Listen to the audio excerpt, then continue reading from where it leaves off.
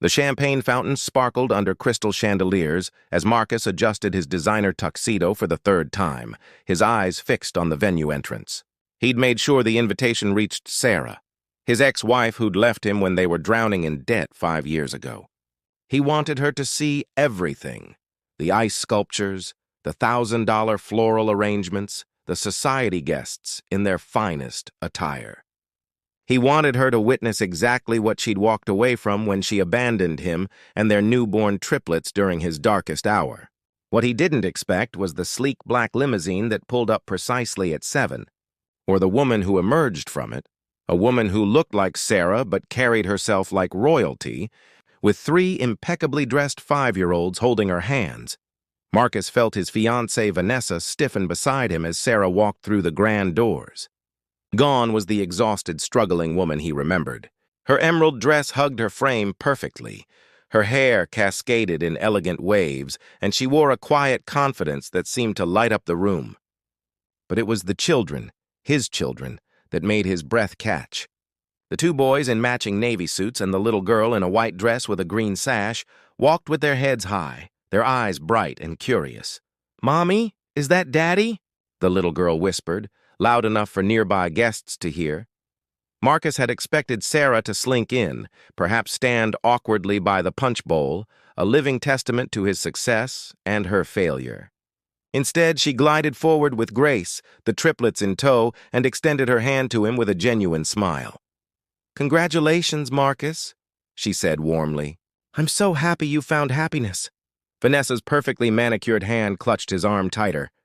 She'd been the one who insisted they invite Sarah, thinking it would be amusing to show the deadbeat ex-wife what she'd missed. Now, faced with this poised woman and 3 beautiful children, Vanessa's smirk had vanished. "Sarah," Marcus managed, his prepared speech of subtle jabs dissolving on his tongue. You came, of course. You invited us," she gestured to the children. "This is Ethan, Emma, and Evan. Say hello to your father, sweethearts." The triplets looked up at him with his own eyes staring back. Curious, intelligent, and surprisingly unafraid. "Hello," they said in near-perfect unison. Marcus's mother, Gloria, who'd been holding court by the dessert table, suddenly appeared at his elbow. Her face had gone pale. "Sarah, is that really you?" "Hello, Gloria." Sarah's smile remained steady. "You look wonderful." The old woman's eyes filled with tears. We thought—" "Marcus said you'd abandoned them." A murmur rippled through the nearby guests. Vanessa tugged at Marcus's sleeve. "Who are these children?" "Marcus, what is she talking about?" Sarah knelt down to the triplets' level. "Why don't you 3 go get some of those fancy cookies? The ones with the gold sprinkles." As the children scampered off toward the dessert table with their grandmother trailing protectively behind them, Sarah turned back to Marcus and Vanessa. "I never abandoned our children." "Marcus!" Her voice remained gentle but carried clearly. "The night you told me to leave, when you said you couldn't look at me anymore because I reminded you of failure, that I was dragging you down, I left because I thought it was what you wanted. But I took the triplets with me." Marcus felt the room tilt. "That's not— I never said— You were drunk, but you said it." Sarah's eyes held no malice, only a deep sadness. "You were under so much pressure from the business collapse, from your mother's medical bills, from everything. I understood you were hurting. So I left to give you space to rebuild your life. I thought perhaps without the burden of a family you could start over." Vanessa stepped forward, her voice sharp. "This is ridiculous. Marcus told me you walked out when things got tough, that you left him alone with 3 babies. Sarah pulled out her phone, scrolling through what appeared to be years of unanswered messages. "I sent updates every week. Photos, videos, milestones. I told him where we were, how the children were growing. I asked if he wanted to see them. I never received a single response." Marcus's face burned as guests leaned in, their expressions shifting from curiosity to judgment. He remembered those messages, remembered deleting them without reading, because seeing her name hurt too much. Because acknowledging his children meant acknowledging his failure as a father and husband. "I was working 3 jobs, Sarah continued, her voice still remarkably calm.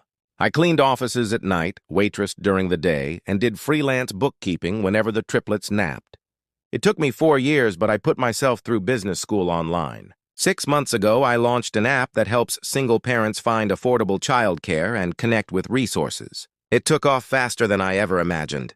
She pulled out a check from her small clutch purse and held it out to Marcus.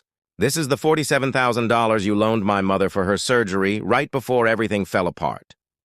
You never asked for it back because you're not a bad person, Marcus. You were a desperate one. I always intended to repay you when I could. Now I can. Marcus stared at the check, his hands trembling. He'd forgotten about that loan, made in happier times when Sarah's mother was dying, and he didn't think twice about helping. Sarah, I don't understand. Why did you come here? Because despite everything, I wanted our children to know their father. Her eyes glistened. Because I believe people deserve second chances. Because I wanted you to know that I never stopped caring about the man I married, the one who stayed up all night with sick babies, who worked himself to exhaustion to provide for us, who loved so deeply that when he broke, he shattered completely. Gloria appeared again, this time with 3 sticky-faced children. Marcus, these babies are extraordinary. Emma just explained compound interest to me. Evan has been reading the menu in French. And Ethan, her voice cracked. Ethan has your smile. Marcus looked at his children, really looked at them, and felt 5 years of carefully constructed justifications crumble. He'd told himself Sarah abandoned them, that she was selfish, that she deserved nothing. He'd built a narrative where he was the victim and she was the villain. But the truth stood before him in a green dress, holding no grudges, offering not just forgiveness, but understanding. Vanessa released his arm. I need some air, she muttered, walking away stiffly. Marcus barely noticed. He sank into the nearest chair, the check still in his hand. I'm so sorry, he whispered. God, Sarah, I'm so sorry. I convinced myself of a lie because it was easier than facing the truth, that I pushed you away and then blamed you for leaving. Sarah sat beside him, her hand gentle on his shoulder. We were both drowning, Marcus. Sometimes people don't make the best choices when they're struggling to breathe. I'm not here to shame you or ruin your wedding. I'm here because our children deserve to have both parents in their lives if you're willing. Why are you being so kind to me? After everything? She smiled. That same smile he'd fallen in love with a decade ago. Because carrying anger is exhausting, and our kids deserve better than parents who hate each other. Because you're about to get married, and I genuinely hope you'll be happy. And because, Marcus, the man I married taught me that grace and forgiveness can change everything. You've just forgotten that man. Maybe it's time you remembered him. Emma tugged at Marcus's sleeve. Daddy? Are you really our daddy? Mommy showed us pictures, but you look older now. Marcus laughed through tears and scooped her up. Yes, sweetheart, I'm your daddy, and I've missed so much. But if you and your brothers and your mother will let me, I'd like to be part of your lives. Really be part of them. The wedding continued, though Marcus spent most of it sitting with Sarah and the triplets, learning about their favorite books, their school, their dreams. Vanessa eventually returned, her expression unreadable, but she didn't interrupt. Gloria cried happy tears as she held her grandchildren for the first time in years.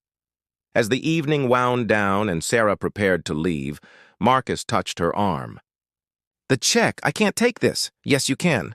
It's not charity, Marcus. It's me honoring a debt and closing that chapter with integrity. She paused. But what you can do is take this. She handed him a card with an address. We live 20 minutes from here. Sunday dinners are at 6. The triplets would love to see you there if you're ready.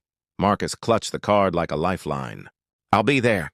I promise. No more missed messages, no more avoiding the truth. I want to be their father. Sarah kissed his cheek gently. Then be one. Not the perfect father, just a present one. That's all any of us can ask. As the limousine pulled away, Marcus stood in the parking lot watching the taillights disappear. Behind him, his wedding reception continued without him. Ahead of him, lit by the card in his hand, was a second chance he didn't deserve but was being offered anyway. His mother joined him, wrapping her arm around his waist. That woman is remarkable. She always was, Marcus admitted. I just forgot to see it. So what now? Marcus looked at the card, then back at the venue where Vanessa waited. He thought about the man he'd been, the man he'd become, and the man he wanted to be. Now I show up. For my kids, for Sarah's kindness, and for the grace I didn't know I needed until tonight. Sunday dinner was only 4 days away. This time he wouldn't miss it.